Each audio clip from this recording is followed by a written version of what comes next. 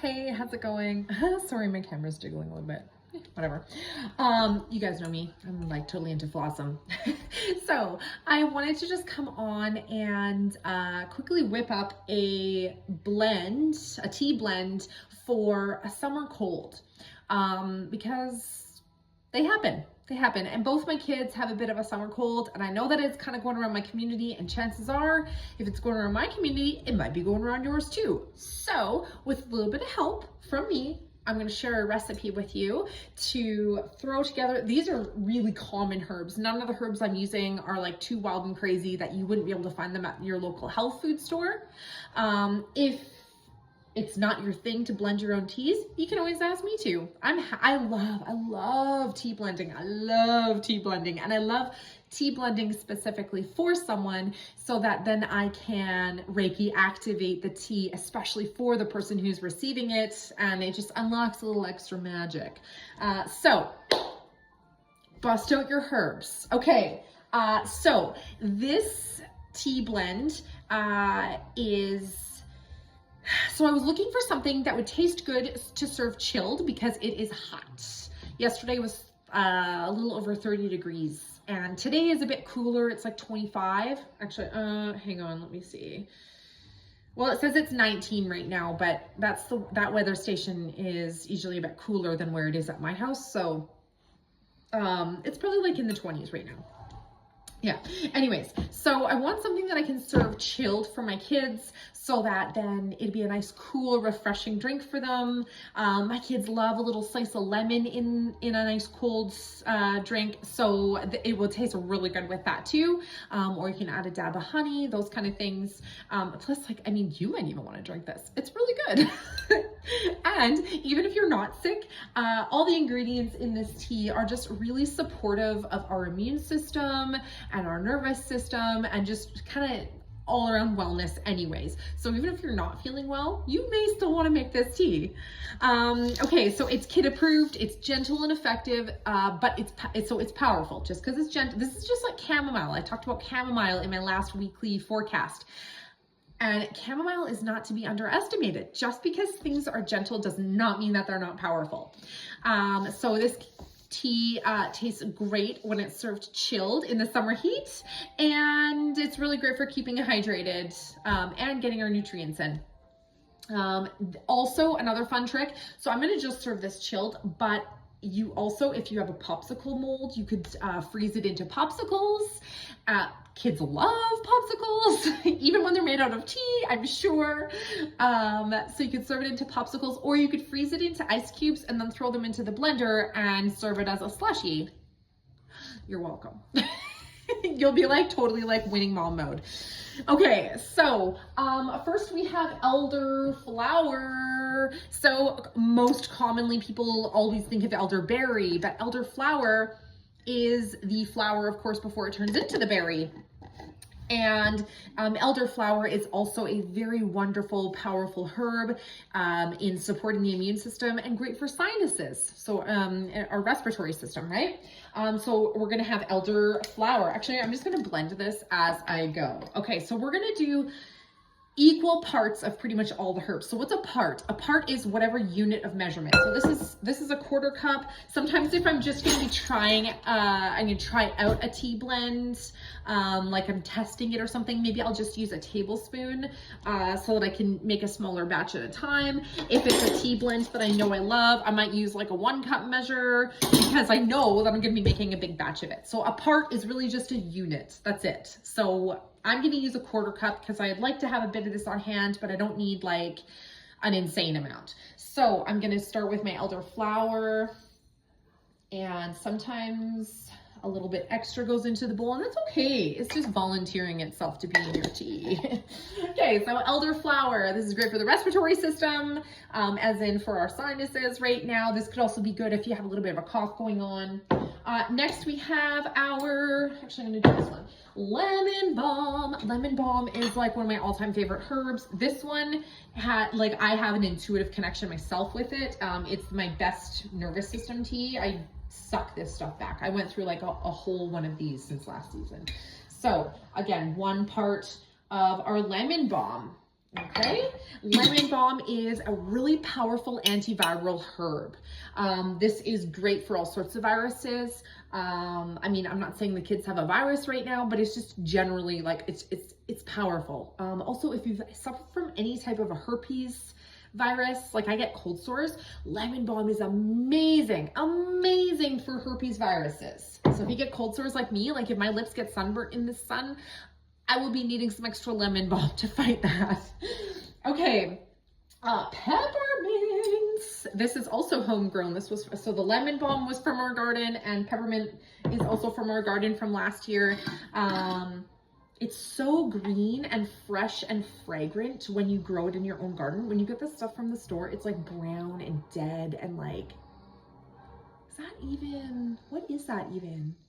You know, but this is like, look at that. That's legit. That's legit. Okay. So peppermint is also really great for opening sinuses, and it's a cooling herb. So it's really nice in the summer heat to cool the system. Okay. So energetically and physically.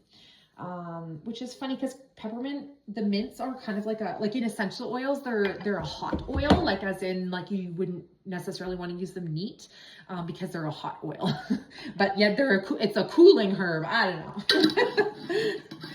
I don't write the rules on this stuff. Okay, so great for opening the sinuses and cooling the body. We have chamomile. Chamomile was our weekly herbal ally from last week.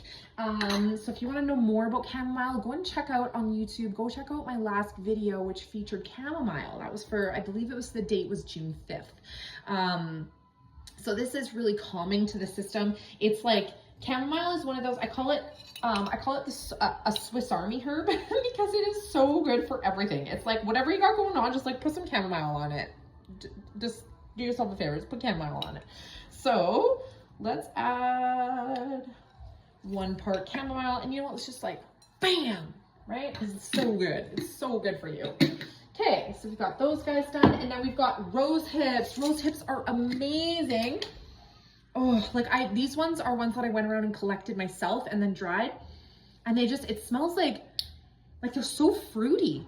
They smell like berries. I mean, essentially they're the berry from the rose plant before, like after the flower is done, then there's that bud left. That's the seed pod, right? Inside a rose hip is all the seeds, oh, it smells beautiful. So rose hips are, ideally I would use rose hips that are like crumbled up and de-seeded, but this is what I got, so I'm just going with it. Rose hips are full of antioxidants and vitamin C, and because I love them so much, I'm just going to put a little extra in there. Yeah, full of vitamin C, which is great. Our body loves natural sources of vitamin C, so from things that we're eating or drinking, as opposed to taking like an ascorbic acid vitamin C. Our body does not like that so much. So even if you're taking a vitamin C supplement, the next time you go to the health food store, look for one that's from that's the rose hip, bioflavonoid, yada yada yada. Or like I have camu berry powder, which is again is super high in vitamin C, but it's a real, it's a food source ground into a powder, so that then when it enters my body immediately recognizes it as food and starts to utilize all the nutrients and absorb the nutrients much quicker, and it's just so much more efficient. Ascorbic acid it's artificial. If that's what you got and you got to do with it in a pinch, sure, okay, great. But if you have the choice, I highly recommend something like putting rose hips into your world, or looking for a food-based vitamin C source that your body will recognize and utilize so much more efficiently and quick. Okay, and licorice. Okay, so licorice does come with a contraindication. Okay, I cannot say the Latin name. I can't say it. Glycyrrhiza glabra. Yeah. Licorice root. This is where licorice originated from. It's the licorice root. How it kind of evolved into a sweet candy, which actually has nothing to do with licorice anymore at all. Just like marshmallow. Marshmallow root is the origin of the marshmallow candies, like, you know, the marshmallows. But now marshmallows today have nothing to do with marshmallow root. So licorice, okay, the contraindications. If you have high blood pressure or any blood pressure issues, I would either not use the licorice or double check if it's okay for you, depending on your situation, or if you're on any kind of medications that have anything to do with blood pressure or things like that, that again, double check if it's going to be okay for you or not. I'm not a doctor, so I'm not going to say if it's okay. But it is my job, of course, to make sure that you know to watch out for that. So I'm going to leave that ball in your court. That being said, if you don't have any issues with your heart or blood pressure, then licorice away.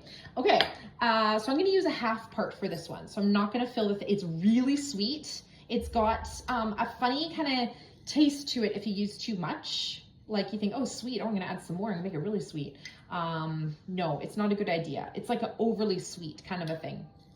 Licorice is really, I'm getting like as I'm shaking this into the thing, there's like little powders wafting up, and it already tastes sweet in my mouth just from getting it, like the little like dust in my mouth while I'm talking here. It's kind of nice. So yeah, so I've just filled up like about halfway, bam, like that. And I'm just gonna mix this up while I tell you about licorice. Really, really soothing for the throat. Also, ladies, licorice is well, I mean anybody really, but I talk mostly to ladies, so I'm going to just say ladies. Licorice is amazing for the adrenals as well. So this is also going to be great for the kids with like, they're not feeling good. They're all like, you know, it's just with the chamomile, the lemon balm, the licorice, like it's, the whole system is going to be nurtured. We're not just targeting the symptoms of stuffy nose, sore throat, and headache. We are, oh yeah, and the peppermint. Peppermint's also going to be really good for that headache. We're holistically treating the system to nurture the whole being. Okay, so that's why even after I look at, isn't this beautiful? Even after I mix this up and actually I'm going to do that too. I'm going to make it into the tea right now while I'm here. So there's two ways that you can do it. You can make it like a normal tea where you boil water, you put this in with the boiled water and you steep it and then you strain it and blah, blah, blah. I'm going to do a little bit different. I'm going to show you. Here's a jar. I better make 2 jars because I have 2 kids and I know they're going to love this. So for an adult, a medicinal amount is to drink about a quart size or a liter in a day. So for kids, obviously, I would definitely like easily, you could cut that in half, if not into a quarter. So even if they were to drink like 1 cup in the day, would be like kind of more of a like a medicinal amount for them to drink. But it tastes so good, they're gonna love it, and I know they're gonna just drink it anyway. So that's why I'm gonna make 2 liters. So for that, now I need my here. So I'm gonna try and get, you know, like a good scoop that has a bit of everything. So I'm going to do 2 tablespoons. Oh, no, I need a 1/4 cup. What am I saying? 3, 4. It's, oh, no. Oh, mommy. It's 1 tablespoon per 500 mils of water. And somehow in my mind right now, I just mixed that up and was like, oh no, but it's 2 tablespoons. That's because, yeah, don't ask. Anyways, sometimes I can talk and do stuff, sometimes I can't. Anyways, okay, 2 tablespoons and 2 tablespoons. You could even do a little bit extra if you want, because I got like extra rose hips in there. So I'm going to just scoop some of the extra herb to throw in there. Okay, so what I'm going to do is, here, I'm going to point you over this way with me. I'm traveling to my kitchen sink. Whatever, this is good enough. Okay, so one of my favorite ways to brew tea in the summer is I don't even worry about the boiling water. I just fill up the jar. I'm gonna fill it to the top, but see, I'm just filling up the jar with my yucky, scratchy label there. I told you, this is real life. I'm not like faking anything and making shit look perfect, okay? That's not my job. That's not what I'm here for. See? Oh yeah, see? Like there's even like messy counter behind me. I'm just too legit, you guys. Okay, so yeah, my favorite ways, I just fill up the jar with the herbs in it, and I go put it out, put a lid on it, and I go put it out in the sun for a few hours. That's it. That's it. Easy peasy. See? So then I'll just grab my lids. And then the sun warms the liquid, and there's just something about that solar infusion happening with the tea. Come back over here with me. So there's just something magical that happens, and it makes the most wonderful tea ever. So there we have it. I'm gonna go put these in the sunshine. And then after a few hours, then I'll bring it in, I'll strain it. So I have one of these, it's from a teapot, but I just use it in the cup. So then I'll just like pour it through this over ice with a little squeeze of lemon. Mwah, it's delicious. It's good, it's just nice to enjoy as a nice summer beverage on its own anyways. So yeah, like I said, super tasty, nutritious and delicious. Boom, you're welcome. So if you plan on making it yourself, please do let me know how it goes. I would love to hear how you enjoy it. If you would love to get your hands on some of this tea, but tea blending is not your thing, maybe you don't have the herbs, maybe you don't know where to get them, hit me up. I can totally make some for you. I love blending tea. I love blending tea. And then also what you can do is you can actually do a little bit of a blessing over the tea. So when I go put it in the sun, I'm gonna just take a little minute with each jar, and I'm just gonna let my heart space expand. I'm gonna close my eyes and breathe deep and just take a few intentional moments to bless the herbs, to give gratitude for the herbs, and to invite their healing energy to come forth and be unlocked, so that my children experience comfort, healing, and love through the tea. It's just that simple. I do Reiki on it as well, but if you're not Reiki attuned, don't worry about that part. Your intentions alone are worth their weight in gold. So thank you so much for tuning in. I hope this is of value to you. Again, if you make this tea, please do let me know how it goes. Okay, stay rooted and grow wild.